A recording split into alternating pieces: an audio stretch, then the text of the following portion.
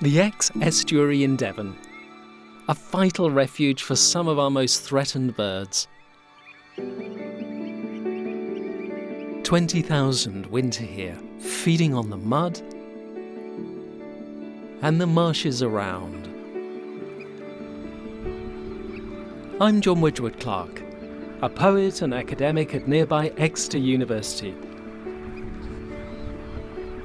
This is one of my favourite places for a break, and I hope some poetic inspiration.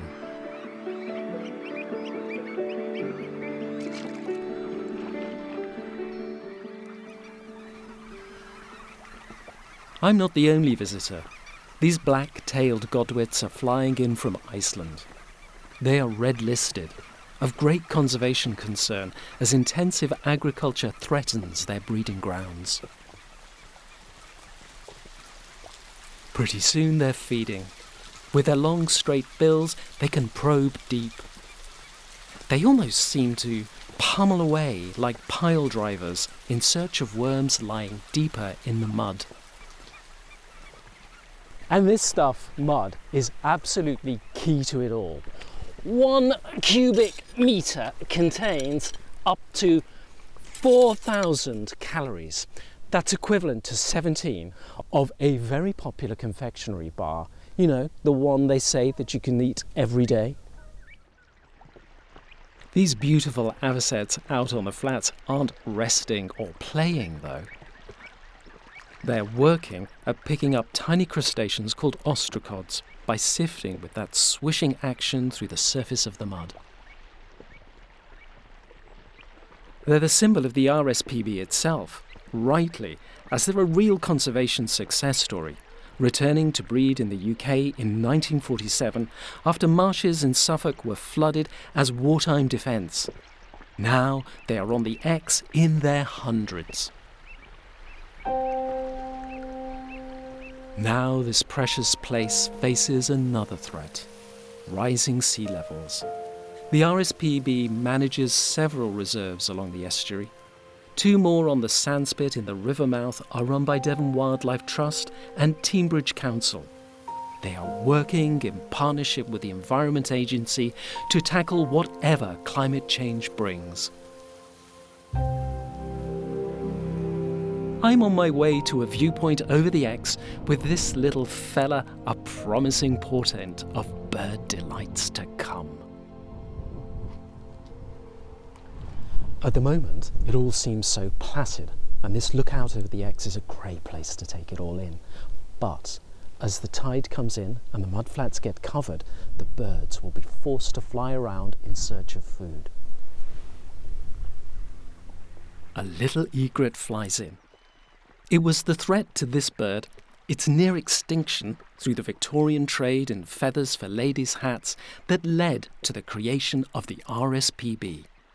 Thankfully, they're doing well these days. This one intent on its prey, striking constantly after tiny fish. As the tide rises, the avocets have moved closer to shore. The mud is now covered, but they're still able to sift with their long bills through the deeper water. They need to pretty much feed all day. Watching them swish to and fro, it's almost hypnotic.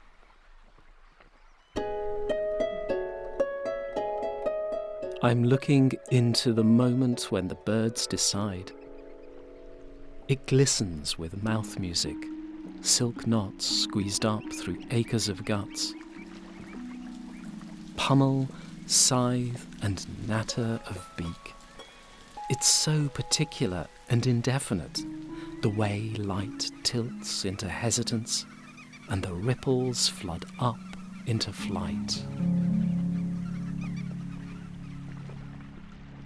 The tide is in full flood now, covering the vast mudflats, which raises a problem. If you're a bird, where do you go when the mud disappears?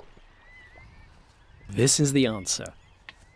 You get glimpses of this high water sanctuary through the trees that help screen the wildlife from human activity. This is Bowling Green Marsh, a haven for thousands of waders and wildfowl to preen, roost and feed. Black-tailed godwits are flying in from the mudflats, resting those beaks from a day's pummeling. Widgeon are joining them.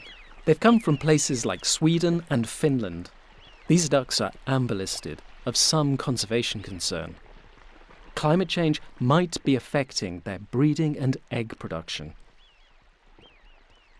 These greedily feed on the grass at the edge of the water, grass kept to the right length in summer by cattle grazing in a scheme that natural England enables. When they rest, it's a chance to get a close-up view of the patterning on this drake's body. It's called vermiculation, from the word for worm. These worm-like patterns could be camouflage or a last-minute visual distraction to would-be predators. This RSPB hide is so comfortable. They even have a glassed-in area so you can get out of the wind. But what really matters is being close up to the water's edge, and if they play ball, the birds. This snipe is getting wary though. There's a predator around. A teal behind takes off. Much safer in the air in a flock. The snipe can rely on its camouflage. Constant takeoffs and landings as they respond to threats means burning up precious calories. So this beautiful shoveler with its distinctive spatulate bill needs to sift endlessly through the water for more seeds to feed on. These birds are using energy on another primal instinct. Male teal are courting, raising themselves out of the water to display their white breasts. The females don't seem that fast. But other males are, and spats break out. One drake is chased off by another. Rather like teenagers at a party, this one swims off, then displays an act of defiance. It's not just the teal feeling aggressive. These widgeon ducks are giving the drakes a hard time as well. But this beautiful pintail is chilled, calmly swimming through it all.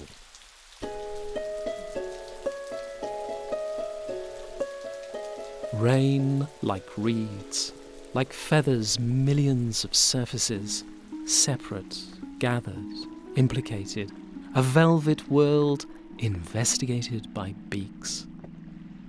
The door to the hide melts into the hidden, slowly showing itself again.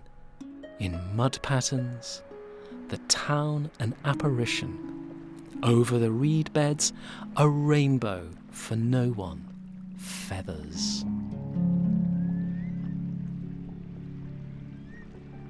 The tide is ebbing now, and the birds are returning to the flats. Black-headed gulls scavenge what they can. Like virtually all the birds we feature today, they're again of conservation concern in the UK. A curlew stands alone. Their call has been the soundtrack to my day on the mudflats. This place is amazing. I'm so lucky to have it on my doorstep. But it's only in this state because of the effort of the RSPB and its conservation partners. This is truly conservation at a landscape scale, stretching all the way down to that fragile sandspit at Dawlish Warren. On a calm winter's evening, it's difficult to imagine that one day rising water levels and wave action will change this precious place forever. The marshes around may well flood with salt water, but the conservation partners here are well placed to adapt. And as for nature, well, that egret we filmed earlier this morning is still here, still fishing, still adapting, still blazing in the winter sun.